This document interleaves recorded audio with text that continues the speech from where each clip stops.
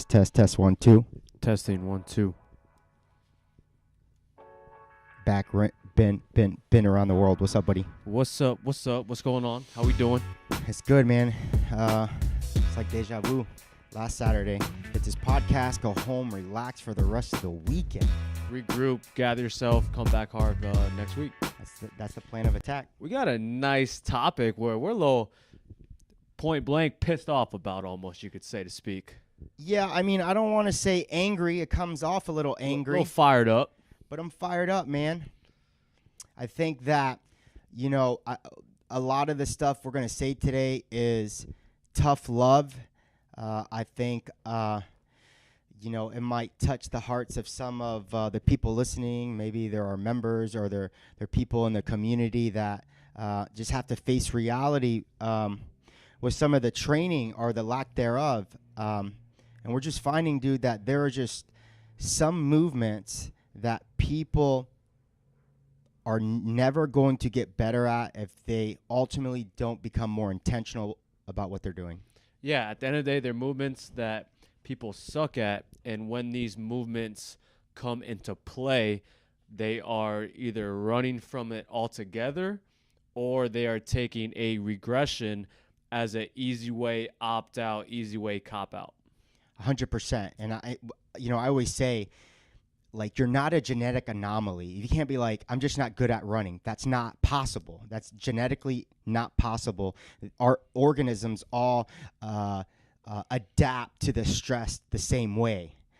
It doesn't know you're lifting deadlifts, like you're lifting heavy weight. It responds to that heaviness. And the same is true for people who say they can't get strong. They're not a genetic anomaly. They don't have some special disease in our gym that doesn't allow them to get strong. There's just not enough intention on what they are doing. And so they begin to believe that. They'll never be good at cardio or running. They'll never be lift anything impressive.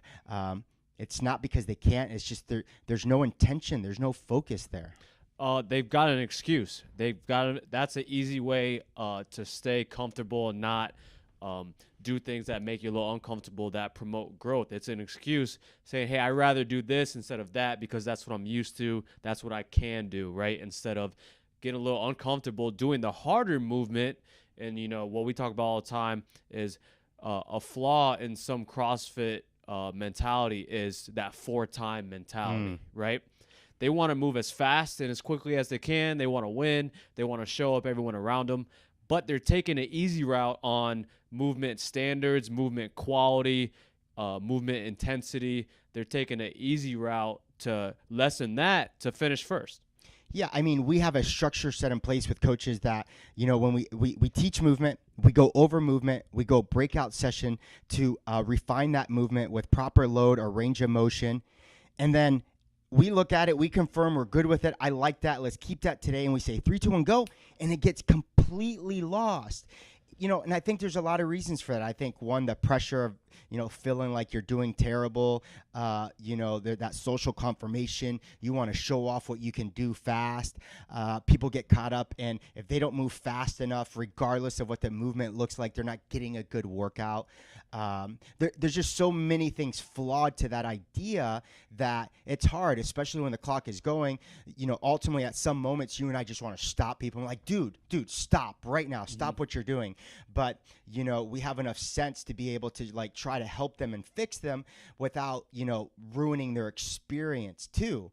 But, it still puts us in a tough situation because ultimately we got to pull them off to the side and say, hey, do you know what I was trying to say when I stopped you when you were bringing the weight overhead? Because if we don't nip that in the bud early and you try to do it later, he's going to be like, why is Brett picking on me now? I've been doing this the same way for over a year. And that just really puts us in a tough situation because ultimately it's like you can get away with that now, but you're never, ever going to progress, ever. Yeah, and it comes up to us as coaches to make this aware on what a progression is for this type of movement if you're really badass at it, and on the contrary, what movement is a proper regression that we can do now, but it's still keeping you on pace and on route to grow and progress. Yeah, there's a common term in our community called RX. And what I and most of the conversations when we talk to coaches are we're talking to athletes. Usually it's about, hey, I can't do what you want me to do RX. And so 80% of our conversation is about regression. So we're creating models and tools in our toolbox. If an athlete can't get a chin over bar RX pull up, then we have them grab one band and one band only. And if they can't do that, so the conversation's always regression, is they're just not there for the RX version. But one of the things I understood a few years ago is that RX, even in itself, is arbitrary. If we put movements of similar kind on a continuum, it's infinity. We can infinitely make an RX movement easier and logical, not skipping, right? Why would we put this as the first regression from chin over bar or over something else?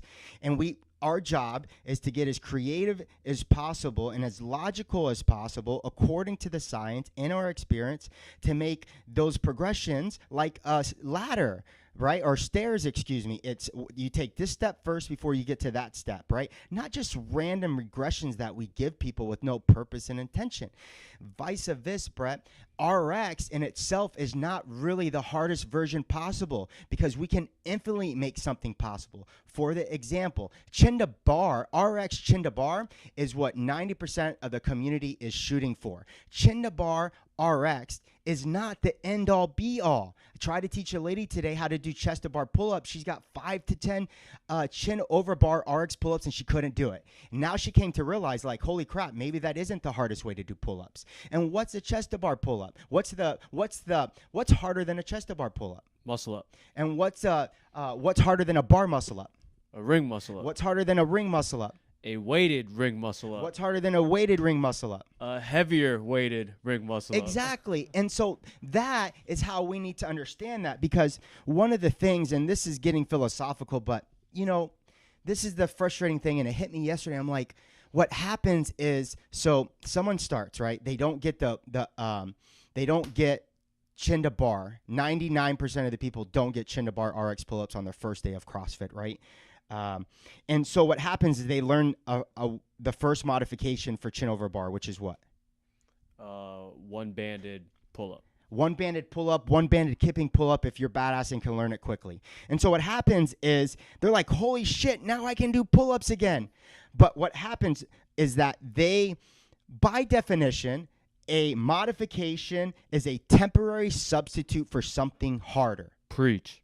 A modification is a temporary substitute for something harder. Not for RX, because even RX has something harder. Mm-hmm. And so what happens is they let their modification, the banded kipping pull-up, become their new RX. And in their head, they're like, I made it. I'm good. I don't need to shoot for RX chin over bar. I got a band that looks pretty damn similar to that same motion. I can move as fast as the person doing it without the band. So there's without a intention for why they should eventually get off the band. They don't.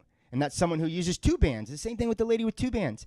The lady who's been on 2 bands has been on 2 bands for 5 years. And that's why years ago we said we cannot do this thing with the band anymore, because they are not getting any stronger. It's the same 2 bands with the same person year after year after year. By definition, she is not in a modification mode anymore. That is her new RX. Why? Because she is not trying to make it harder. Yeah, no, it comes down to developing the mindset and mentality of this is just a temporary fix, right? A temporary modification to eventually I'm going to want to get away with it and do the next step up, right? What, is a flaw is what people are doing is they're getting accustomed to that. That's making them, like what you said, their RX, their norm, and almost developing it as a crutch, as a safety blanket. Hey, I'm going to do that just because that's what they're used to, instead of developing the mentality of making it harder, going one step further, and staying with your progressions. Yeah, and listen, I don't want to blame the athletes who are just doing everything modified, right? I think that, ultimately not every person in the gym will have a chin to bar no matter how much progressions they give you. Your 77-year-old masters athlete with a frozen shoulder will take his entire lifetime just to get his shoulder right. So the dude's not going to be doing any chest to bar, keeping pull-ups anytime soon. That's not what I'm asking. I don't care if you never go what they call RX ever, but have you constantly progressed month after month through intention? And if you can do that, then I'm happy. But it doesn't, I'm not going to blame the athlete. It starts with the leadership. It starts with the owner. It starts with the owner's responsibility to sell this idea to his coaches to buy into this idea and sell it to the athletes. And that relationship between the coaches and the athletes, that's what's responsible. That nobody is getting comfortable with just where they're at. That the coaches keeps reinforcing in a positive manner how these athletes should keep challenging themselves with that relationships that gets built. And it's the athlete's responsibility to always keep wanting to get better. And that has to keep happening. Sometimes the athletes surprise me with asking about how they can make that harder. And sometimes I have to force the conversation, an uncomfortable conversation with somebody who's making a movement way too easy. And, this ultimately comes to communication. Tony Robbins says it all the time. The quality of our relationship is the quality of our communication. And that relationship that we're building with our athletes has to happen all the time, whether it's uncomfortable as not. Like I said, I'm afraid today that I'm going to sound angry. I don't. I love all my athletes. If I didn't, I wouldn't care. Just come in here, feel like you're getting a good workout and go home. Like, I love them. I want them to get better. I appreciate how much they trust us. But if they trust us, when we're giving that feedback, man, you have to take it. What were we saying about the other day? Like athletes in a dumbbell workout. They were, what you talking about, coming up with a plan B option? Like Yeah. So to bring a little bit of context in it, we had a dumbbell workout that was setting up for our workout of the day. And some athletes, instead of grabbing one pair of dumbbells, they were grabbing two pairs almost as a backup plan, a safety blanket, and opt out to lessen the intensity of the workout. Yeah, they automatically lost. They lost before we said 3, 2, 1, go. And that's make it easier and still feel like I want to get a workout. I'm going to get the plan B in there. And like you said, the majority of the time when you take the opt-out, you're going to – if you have the option for the opt-out, you're going to take it. And sometimes we tell them, hey, listen, I don't want you to grab 2 sets.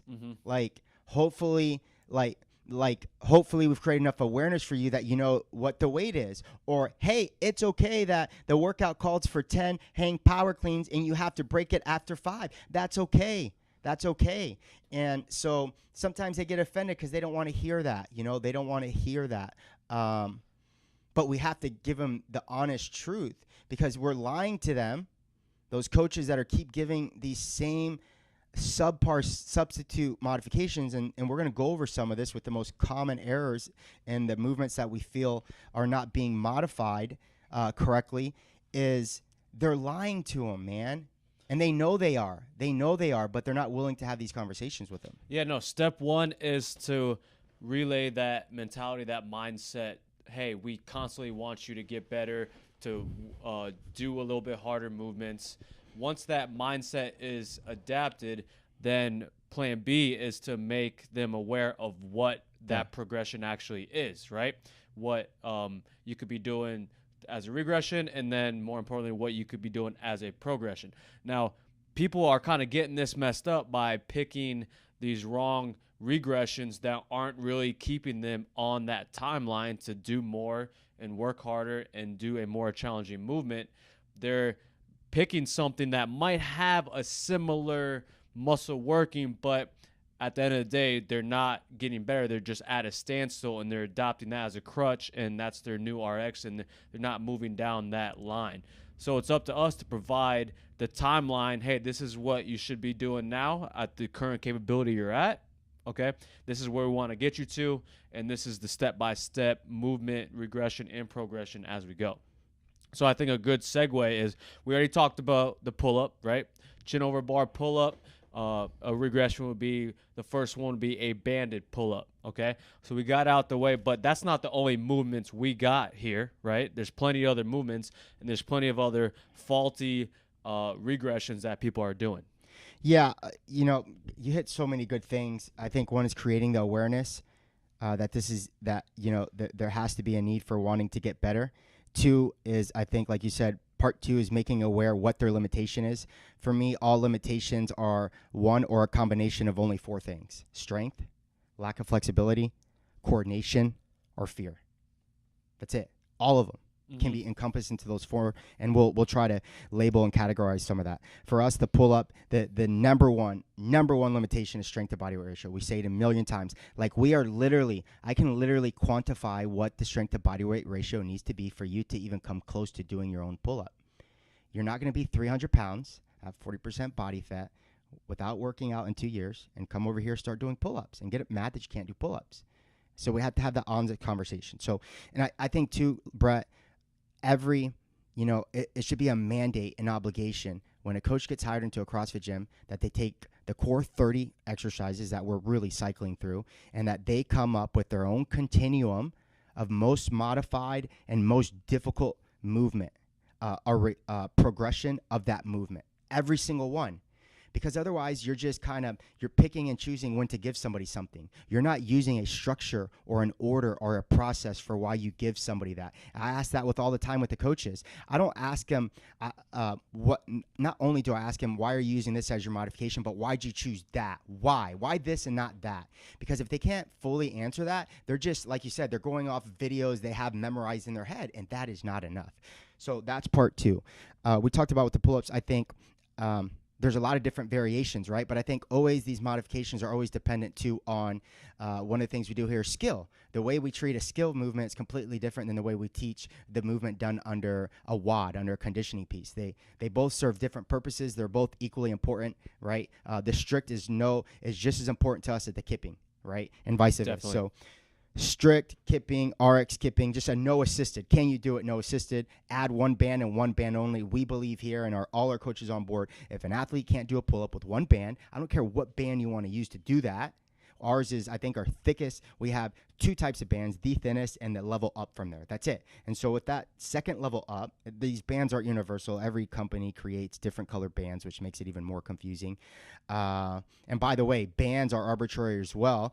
Though they might say this band provides 20 pounds of assistance, it's going to provide less assistance if you're shorter and more assistance for Coach Luke when he's taller. So even that's arbitrary. My client had a great idea the other day that you should use a tension luggage rod to actually see how much resistance it weighs or provides.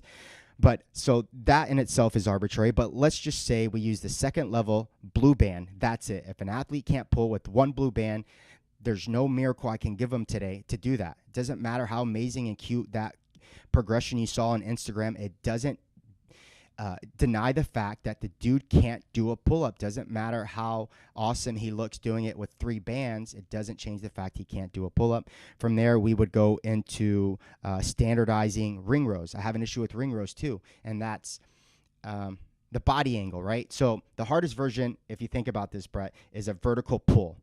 Strict vertical pull. Why?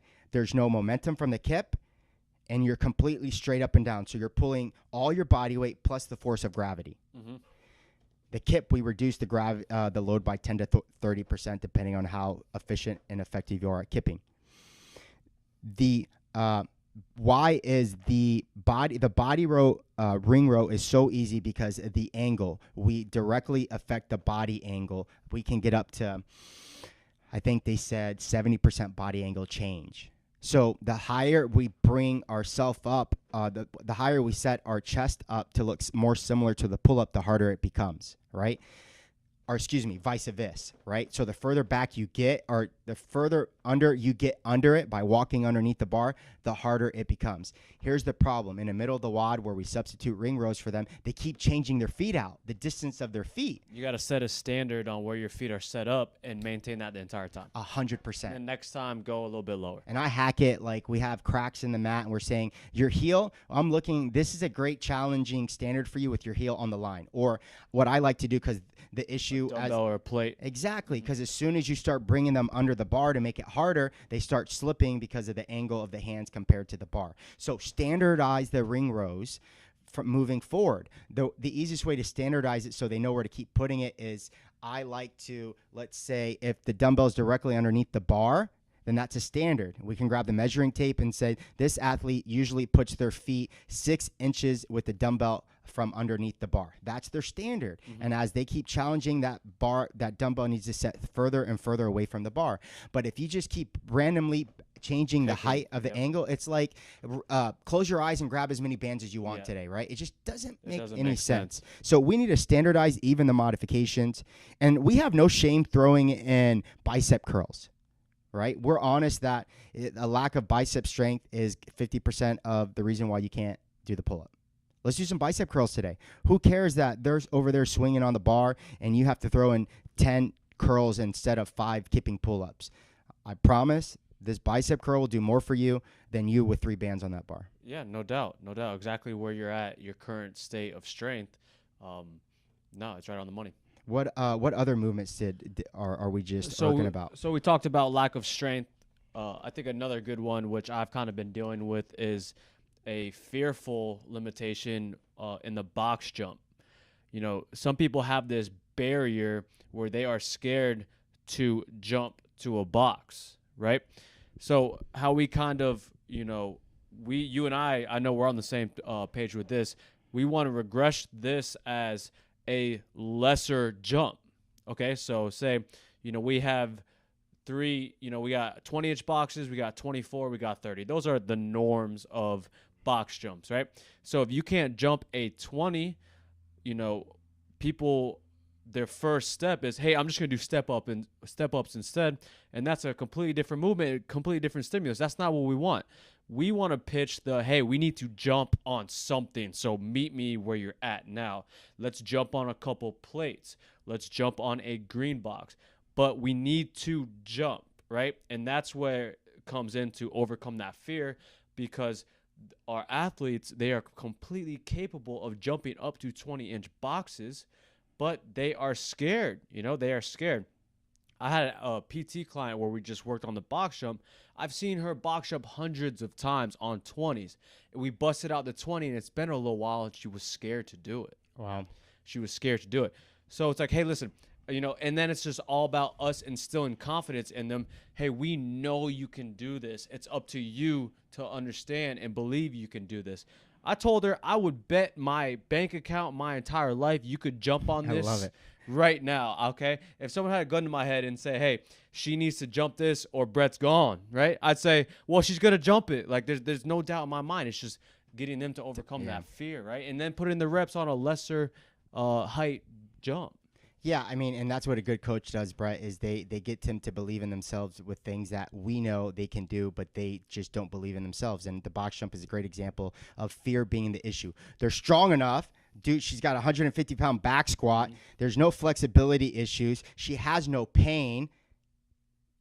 Come on. It's a fear, right? So, you know, for me, you know, I have 5 sisters. I'm ruthless. It's like, let's get, the fear comes through, you know, over an exaggeration of thoughts. What if I'm going to hit my shin, my face, I'm going to break my teeth, and I got to go to work today. And it's like, all that just happened in their head in about 5 seconds. And so what I like to do easily, because, you know, the movements are completely, I mean, to me, when a coach substitutes step-ups, they have a complete lack of anatomy and biology, right? They don't understand that a plyometric is a forceful contraction, right? It's what allows us to jump off the ground.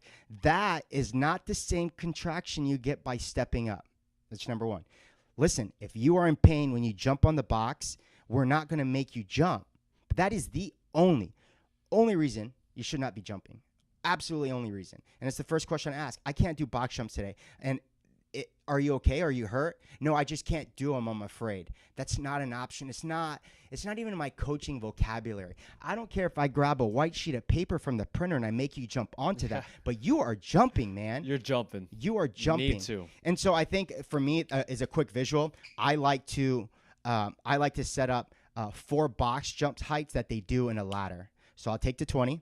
I'll take 2 green boxes, I take 1 green box, I take 2 plates, and I take a 25-pound plate. And I set it in that order. And we go basic stuff that they do with effortlessly. They don't even think about it. 25-pound plate, they jump onto the 45, they jump onto 2 45s, 1 green, 2 greens, a little hesitant, and then they go right into the 20. Oh, shit, I finally did it. But when you're over here spending 15 minutes bathing them and holding their hand, you're feeding into that fear, and that's the worst thing you can do, and I try not to feed into it. If I'm more than 2 or 3 minutes into that, we're most likely not going to break that fear today. But we need to, what the convo got started again is I'm not okay with you stepping onto this. And I'm being honest with you that this is not serving the same purpose. And then you're also delivering a progression of where you want it to be, right? One plate, 2 plates, 2 green boxes, 20, right? That's the logical progression that you as a coach have and have made available to them, right? And based on their skill level, strength, all that, not fear, but what can you do right now, right? It's kind of getting rid of the fear. And, so just like we talked about, great takeaway. We are on the same level mentally where we're at. And then B, you are displaying and making available the regression and progression on what you want them to do. Yeah, and you mentioned the second part, which is the progression. You got guys jumping on 24s and 30s, and they think, I don't need to jump anymore. Right? Yeah, no, we're adding plates on top of that 30, boy. Yeah, we're doing a skill work, it's a great reminder. Max height box jump skill day is phenomenal. It's a great reminder that these guys are still jumping 40. I think Chris jumped a 50-inch one time. And we can still go more than there. There's going to be a CrossFit Games with 50-inch box jumps with a weighted vest. You don't know what's possible until you see it, right? But when all you're seeing is the guys jumping on 24 and the girls are going 20, when you finally get there, you think you've made it. And again, it's our job, number one, to create the awareness of what they are still capable of doing. And it's their job to keep wanting to do more. Yeah, no. And I think a good segue to another movement that really kind of brought this subject about and really got us fired up to where you sent out a pretty, a mass email to our coaches like, yo, this is the icing on cake. This is the bottom line. I'm done with this. So, and the reason why we got so fired up about this is because people were not progressing, right? They were using these regressions as a crutch, and it wasn't doing them any good. We had people doing this, long term, and that's not what we want. Years. Yeah. So if you want to kind of elaborate a little bit more, I know you got some fire and some heart behind it. Well, and that's what you were saying when you saw me this morning is like, I didn't want to come off as an angry tone because, as a leader, you want to stay cool-headed. But when I coached 3 classes yesterday and the WOD was very manageable. It was 3 strict presses, 6 push-ups, and with the remaining time of the minute, perform max rep box jumps. And inevitably, I would say about 60 to 70% of the people at some moment went to knee push-ups. Male and female, beginner athletes to most advanced athletes, because it got hard. Because it got a little hard, and they had that little anxiety because of the EMOM, and they want to get to the box jumps.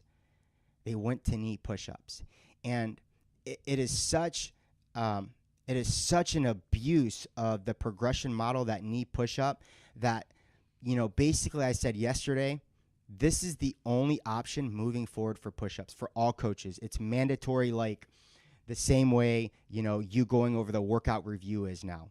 And I don't normally do that, but I just got to a point with that. Done. The knee push-ups, I've had the same people for years, 2, 3, 4 years, still doing knee push-ups. Why? Because they're not doing enough knee push-ups. You can do thousands of knee push-ups. They're proof of that. 4 years later, how many knee push-ups do you think they did? And they're still doing the knee push-ups. Let's just agree that the knee push-ups don't work anymore. There's a lot of reasons for that. Scientifically, they argue that it removes activation of the glutes, quads, and midline, right, that are necessary for a strong base for the push-up. The other one is that it lacks a transferability. What other movement do we do in our training program that keeps you on your knees pushing like that? Absolutely none. It has no transferability whatsoever. It's useless. It's useless. And I mean, and the knee push-ups you see are absolutely horrendous looking. You got people, doing the worm looking knee push-up, super overextended low back, opposite super flexed hips where the butt is completely in the air, and it's just horrendous, and it's not transferable. And I think the other thing, I said this with rowing back in the day, people can get away with some terrible rowing technique, and they don't care because it's going to be very rare for you to get hurt. I've never seen anyone hurt themselves on a rower. I've never seen anyone hurt themselves on a knee push-up. This is not what I'm talking about. I'm not encouraging you to do something harder to get hurt. I'm saying that it's obviously not doing anything for you. It's not going to let you move to the next level, which we need to encourage. And I think a lot of it is, like you said, it's a little bit like they don't believe that they can eventually do push-ups because never in their life have they done push-ups before. And so what I said is basically I'm a big proponent, and CrossFit has taught me this, is that you have to quantify everything. It's why we do, when someone signs up, we do their body fat, and we're going to do it every 8 weeks. I don't care that you feel better and you have greater energy and your pants feel better. None of that. That will get you through about a month, and from there, you want to see numbers. Mm-hmm. And the same thing has to be true, is there needs to be a way to quantify every single movement that you would define as RX and quantify that as a regression that you can quantify and a progression that you can quantify on paper with standards that can be replicated from coach to coach, from gym to gym, to person to country. And for me, the only way to quantify that push-up is at incline push-up. Now, I say that, and the first thing coaches think, oh yeah, I have my athletes do push-ups on a box. If your athlete is strong enough to do a push-up on the box and they can do it as beautiful as your advanced athlete can do 50 beautiful push-ups in a row, good for you. What's the problem with that? What the hell are you going to do? So that's their new RX now, is the 20-inch box push-up? Then what? You're going to jump to the 24? Or to what? What are you going to drop below that? And so there needs to be an incremental, seamless progression for that push-up. And you're making the incline less and less over time. That you can standard, that they know right away to set up, right? Not it got hard and then someone just ran over and did the push-up because they know that was the most easiest for them. And for us, we were fortunate to have half dozen adjustable pull-up bars that we used to use in our kids program that are perfect for multiple reasons. The box sucks. I hate the box. People slip on them. They're not comfortable. They can't put their hands properly on them. The bench sucks just as much. It's nicer padding, but they're lightweight. They flip over. And again, the athlete needs to be strong enough at that height to be able to manage that. But ultimately, they should be getting stronger enough that they need to drop lower. What the heck are you going to do from there if that's the only two things you're doing, a box and a bench? The adjustable bar with the hundreds of notches on our Rogue pull-up bars has a standard. Hey, this you can do challenge. This is a challenging 8 to 10 for you on the 20th notch. That's your number. When I ask you what's your pull-up modification, you're going to say 20th notch. And then next month, I'm going to get you down to the 19th notch and then the 18th notch until you're 2 notches away from the ground. And that's a standard progression. It's comfortable on your hands. We can create, we don't have to rush the standard because I can force that bar to touch the middle of your sternum the same way you're going to touch the ground eventually RX'd. But we need to standardize. And the ultimate email with the coaches is, I don't care if you bring a measuring tape out there to figure out where you're going to put that athlete in their adjustable bar, but the vocabulary with knee push-ups does not exist in the gym anymore. Yeah. No, and that bar, was a great idea. How'd you come up with that? I think it just happened one day, honestly. It was the same thing. I'm like, this box thing it just sucks, man. Like, they don't know. They complain, like, where do I put my hands? I don't know. Put it where it doesn't hurt, or the same thing with the bench. And, the first thing they do when that gets hard is they start short repping the range. And I'm a big proponent that you should make the modification, but never, ever short rep the range of motion. The full range of motion predicates what the modification is going to be. And then also the fact that we're going from an incline now opposed to the knees is that lower body. You got to keep your core stable. Everything is involved, the entire body, which is what is going on in a real push-up that isn't on a knee push-up. It's the first comment I get every single time I finally put them on the appropriate height on the adjustable pull-up bar. Man, I've never felt my abs when I've done the push-up. I've never felt my glutes or my legs when I've done the push-up. Exactly. And just the laziness of that knee push-up and laying down and they're panting and their heads off to the side and they're just fully relaxing just defeats the purpose of the challenge, right? And it's gonna be a learning progress this month when that workout comes up and the coaches have to say, there's no more knee push-ups here, and I want to not just There is no I'm the coach, you take it or you leave it. Is we are going to sell why it doesn't work. How long you been on push-ups? How long you been on push-ups? And it's got to hit home for them to understand, like, you're right. It makes me feel like I'm doing push-ups, but you're right. I've never progressed from this thing. Yeah, no doubt. Just to kind of recap, there's two things we need to do as coaches. A, like you just said, develop that awareness, that mentality. Hey, this is why we are doing it this way. This is what you need to adapt. We've got your best interests in mind, okay? And then following that, we need to give them the formula of proper progressions and proper regressions. And if we can align those two things with our athletes to just keep, day in and day out, there's no doubt they're going to develop as athletes. They're going to get better. They're going to get stronger. And it comes down to being on the same page with those two things. Yeah, and listen, you don't need spend $100 each on adjustable pull-up bars. You can easily set up a bar in the rack position with the J-hooks and for safety, wrap bands around the bars so they don't fall away. It takes a longer setup, much longer, because you can't quickly raise the bar up and down. You got to find the exact height that individual needs.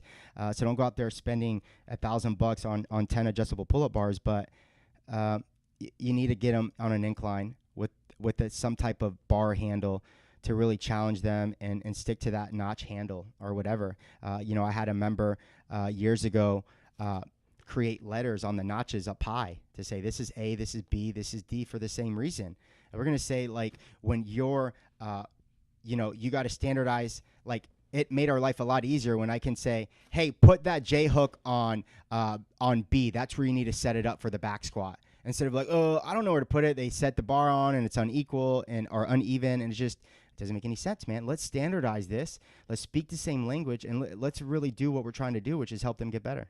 No, I agree. And then just keep the standards high, right? Once you commit to a standard, when you're working up to a conditioning piece, set that up and then roll with that, right? Just when you start to get a little fatigue, a little bit harder, don't go lesser of a standard just because you're starting to get fatigued, right? Keep that standard high and roll with that. I agree, dude. I mean, I hope by, after this last movement, we really sell, like, man, I just want to make athletes more aware of what, if they're actually saying what they're doing in training with the movements and the way they're doing it is actually the most challenging way they can do it given their current skill, experience, and strength. And if they can honestly say that, this podcast is not for you. You're not the person I'm trying to encourage and really take a realistic look at, what you're doing in your training. You pay a lot of money to do this, right? We say that there is a urgency that we have as coaches to keep getting this people results, regardless of how long they've been here, what their current skill is, because you're going to be crazy. I say this all the time. You're crazy if you 6 to 9 months later have not improved and you stay here. You'd be crazy. And most people don't. They leave. And it's our obligation to keep challenging them in some way, no matter how good or deconditioned they are. That's our job. And to do it in a fun, comfortable atmosphere. I'm getting off topic there. There's one more movement that I really want to talk about, and it's running. It's running. I think people don't recognize, one, that running is the most technical skill there is. No one would be like, hey, I want you to put 200 pounds on the barbell. They've never touched the barbell in their life and ask them to deadlift it. That would be crazy. But we're asking people to go from couch to 5K. They're asking people to get on the road tomorrow, regardless of how deconditioned you are, and start running and accumulate a little bit more miles every week and week. What a terrible idea. And listen, I joke. I love CrossFit because it's the least running of any fitness program that I know. We run the least, right? We complain when we have to run 800 meters at a time. It still doesn't, negate the fact that running has a skill component to us. We're not going to take it away from our program, and it's important. It's just important as the deadlift is. Yeah, and then, it kind of comes down to what we were trying to pitch on, what you should be doing as far as a progression or a regression. When people don't want to run, their first, scapegoat is, can I do something else entirely, right? Can I row? Can I, bike? No. Let's run. Let's go, maybe a little bit slower, try to clean up the technique. and lessen the intensity a little bit, but at least we're still running, right? Or, hey, let's do like a run-walk combo. It's kind of my go-to with the older athletes that are a little nervous about the impact on their knees. I'll say, hey, let's run as far as we can, that as long as it feels good. And once you can't do that anymore, let's walk, recover, and then run again, right? But we're not switching the entirety of the movement and pitching a complete different stimulus. Yeah, they're completely two movements. It's like talking about box jumps and step ups. You going from running to rowing are two completely different things. I don't care what the standard modification is when you go from running to rowing. They're completely different. So just like the box jump, are you in pain? No, then you're going to run. Now we're just going to decide how long that's going to be and how fast you're going to do it. I love what you said, run, walk, if there's a fixed distance. To me, the modification for running is distance. It's purely, if the workout calls for a 20-minute AMRAP, a 400-meter run, but you find yourself walking 5 times in 400 meters, probably too long for you. And it's not too long that you're going to get injured. It's too long in that it doesn't preserve the stimulus, right? That's the term we use for what we want our coaches to do when they consider modifications. There's a stimulus. There should always be a goal in the workout that you're trying to get everyone to feel. And if that person walking and running starting and stopping 5 times around a 400-meter wad, and they get 1 round and everyone else got 4, it didn't preserve the stimulus for them. So that's number one. So I call threshold. How long can you run before you feel like it gets really uncomfortable or your technique goes to crap? I think it's about usually 200 meters. Great. Your distances today will be 200 meters. A month later, the workout comes up. It's another 400 meters. Hey, you've been doing this for about a month at 200 meters. Let's try 300 this time. Roll with that 3, baby. Yep. We want to standardize the run with distance the same way we standardize the push-up with height. For some people, they don't make that connection. It's either you're going to run or you're not going to run. You're going to run the 400 or you're going to walk the 400. And it's too much of a gap. We'll never get them to improve if we just keep making them run, walk 400 meters when everyone's sprinting 400 meters. Like the time trial, great example, 400-meter time trial. If you can barely run 400 meters and you have to stop 2 or 3 times, 400-meter time trial is not going to work for you. You're going to die at 200 meters. You're going to have to walk the rest 200 meters. You just got to lessen that distance. I'm going to have you sprint 200 meters today. Got it? And that's going to feel, I can guarantee their heart rate's going to be at 200 meters the same way Stix's 1 minute lap got his heart rate up to 200 meters. And that's preserving the stimulus. We also know that there is an actual method to running. And if you are telling people to run and you don't know how to teach them how to run, you're doing them a major disservice. People don't get hurt from running because running is inherently bad. They get hurt from running in the same way they hurt their back when they rounded their deadlift they rounded the deadlift. Technique. It's technique. And if you don't know what it is, Google it. Pose running, primal running, natural running, barefoot running. I mean, just start somewhere. But when I ask you, how do you teach people how to run, and you can't answer that with confidence, man, you forgot that you just basically forgot that running is a skill and it's a technique, because you're doing all that. You have all that in place for all these other CrossFit movements, and why don't you have it for CrossFit? And so with the athletes, we got to get them to understand that and figure that out. No doubt, man. No doubt.